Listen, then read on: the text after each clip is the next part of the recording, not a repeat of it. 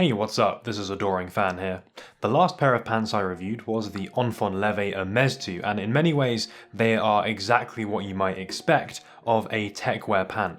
High performance material, zipped ankles, dangly straps, nice tapered silhouette. It's got a lot going for it. But what if we take that technical material, Schoeller Dryskin, and apply it in a very different way, where you might end up with the Garuda Aiqtisas. This is a brand new pant from Garuda, thanks to them for sending it, and if you've been following this channel or following my Instagram for some time, you'll know that the Asasa pant, which I reviewed maybe a year or so ago now, has become somewhat of a wardrobe staple for me. So I was very much hoping for good things from these pants too. I also think they bear some resemblance to the acronym P22, which re-released this season, albeit at a far higher price. In some ways, these might make a nice alternative to that. The pricing on these is not confirmed yet, but it should be coming in at under $300, so cheaper than things like the Antwon Mestu and some other dry skin pant options. So let's check them out in a bit more detail. It's pretty obvious that this pant presents a very different aesthetic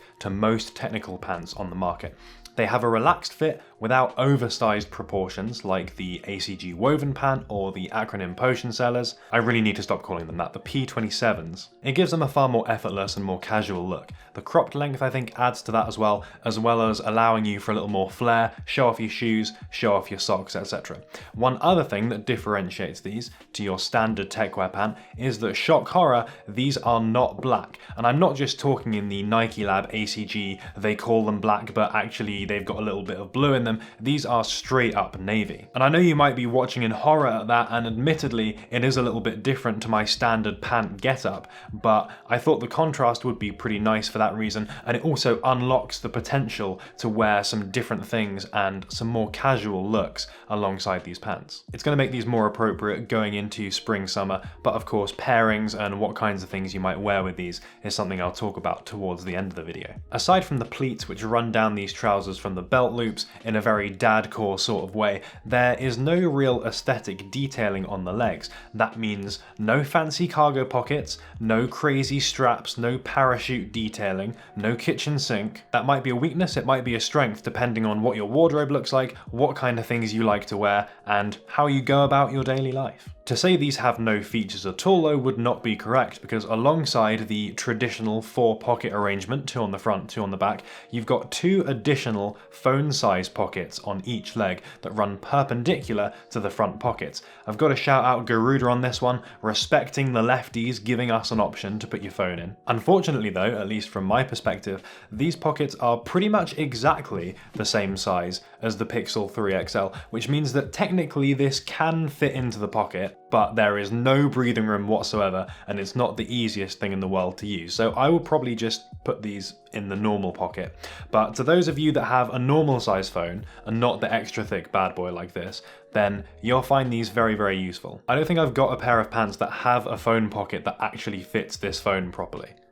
XL phone lives matter, come on, what's the deal? The waist also varies from your average pant. This uses a very oversized 3-button waistband. I want to say this is a 1970s kind of inspired thing. I'm pretty sure it's that kind of era that pants like these were more in vogue, and thus it's another feature that brings these more into the dadcore side of the spectrum. The waist is also detailed with a nice little black stripe, which is quite a cool touch. It's very subtle, you're probably not going to notice it most of the time, but it is there. The belt loops in this one are also black too. And the belt loops in fact are particularly important here because aside from this waistband just being an aesthetic opposition to basically any other techwear pant out there, the wider waistband means wider belt loops, and wider belt loops means that you have more flexibility to wear these with pretty much any belt you could desire. So in this video I'm wearing this cool cloudburst belt with a cobra buckle on the front. This is basically too thick to fit in any other pair of pants that I have, so I've not really been able to make good use of this until these Garuda pants came along. And it's here we see one of the first strange dualities of these pants,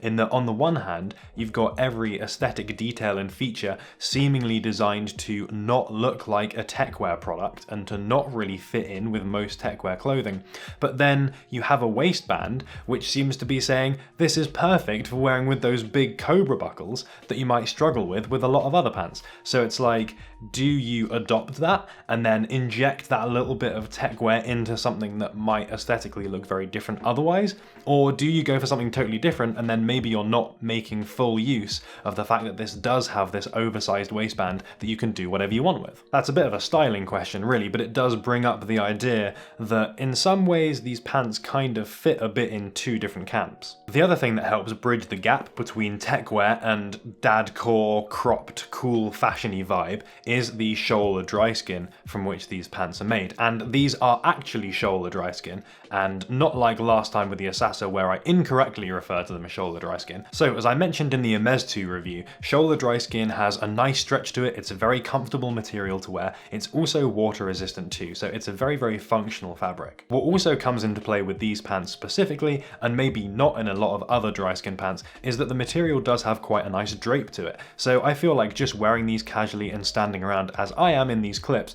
you get the sense that these pants are sitting and falling quite well. I think it makes these look quite flattering on me and certainly makes them pleasant to wear, at least comfortable to wear. Saying that, they probably require dry skin less than something like the Antwon Hermes 2, and I say that because for me these are designed more for spring-summer wearing and not so much Tech Ninja, loads of layers, maximum water resistance, which means that that water resistant functionality is not going to come into play quite as much. When I wear these, I'm far more likely to do so with something like a t-shirt than I am a jacket and loads of layers and stuff. So if it does suddenly rain, yeah, my legs will be dry, but the top half probably won't be. So is it that important to have dry skin? Maybe it's not essential, and maybe if you are only going to wear these in the middle of summer, then linen would be an equally good, if not better option for a pair of pants like these, and in fact could look really cool. But dry skin, I think, gives them all season appeal, and having functionality that you're not going to use 100% of the time is not necessarily a bad thing. Aside from the high-end material choice, they've clearly been constructed with a lot of attention to detail and regard for quality as well. There aren't any imperfections in these that I can tell. The belt loops are attached in a very solid fashion. There are extra details like the expanding waistband, which is always much appreciated and just makes these more wearable and more comfortable than a cheaper pair of trousers. The only imperfection I can notice, and something that might not even be noticeable in this video, is that there is a very slight buckling that occurs at the top of the fly, almost as if there's a tiny bit too much material. That's literally it though, and as I say, that's incredibly subtle, and most t-shirts will probably cover it anyway, making it a total non-issue. Super modern technical material on one hand, classic, dadcore, almost retro shape on the other. What kind of things are you gonna end up wearing with these pants? Well, I think the shape and the detailing really play an important role here, particularly going into spring summer. I think almost forget about the techwear performance background that these pants come from and instead focus on that aesthetic and that shape. It's going to be more productive to consider these a workwear or a smart casual pant. So you could pair these up with a nice structured t-shirt like the APC one that I'm wearing in this video, and some classic tennis sneakers, something with a very, classic, timeless look. Common projects, of course, are always the de facto choice for this, but there are so many different silhouettes and brands that have similar shoes at cheaper prices. You could even consider something like slip-on Vans, which again, very timeless, very minimalist, very easy to wear. The result, I think, is a very effortless look and something that's suitable for all kinds of different scenarios. The softer colour, I think, really helps with that too, because you can mix in all kinds of different colours with these, and it's going to be a bit less of a harsh contrast than if you went with black. And in warmer weather, the crop, the colour, and the cohesion with lighter coloured things is certainly going to be welcome.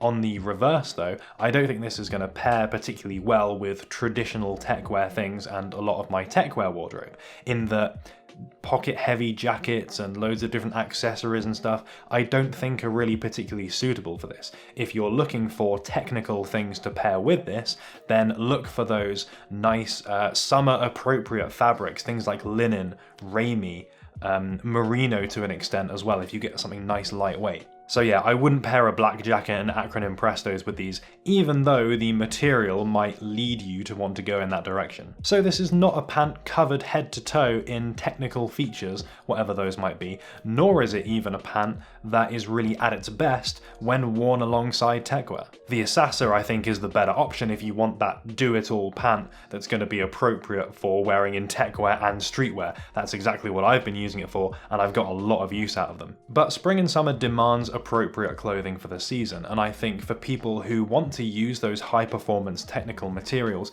but still approach dressing in spring and summer in an appropriate and an interesting way, are going to find these useful. I think they fit in a nice gap between the ultra baggy harem style pants like the P27DS and the more typical techwear Dryskin pant like those produced by Antwon. There's not really anything that sits in the middle apart from the aforementioned P22, which came out this season, which is something like, what, triple the price of these? And even then, those are black, so I would pair those more readily with techwear stuff than I would these pants. So I think I'll find myself wearing the Aiqtisas quite a lot, both for general spring-summer wear over and above something like the Homage or a lot of my other techwear pants, and in a casual office environment too, where I can get away with stuff like this, but wearing cargo pants to the office is maybe going to give me some funny looks. Cool, comfy, wearable, both modern and classic, even though there are those weird dualities like the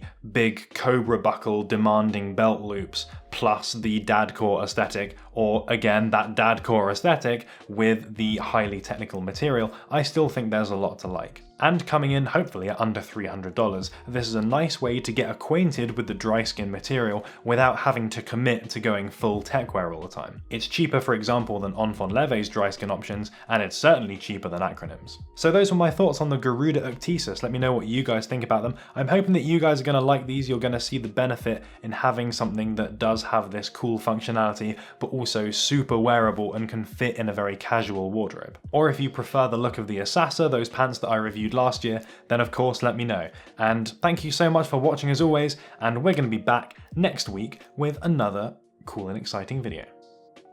Shout out to Zeta, yes, I'm 100% waiting for the day, it's gonna happen, and I promise you I'm gonna do exactly that. And shout out to Ryan Power, I'm compiling my playlist of 1000 John Mayer videos already. John Mayer, please do a video of me. Thanks for making it all the way to the end of the video. If you want to check out some more stuff, there's going to be links near the head as always, and if you haven't subscribed yet, then definitely consider doing so, because there's going to be more cool techwear stuff, and maybe even general fashiony stuff coming up in the future.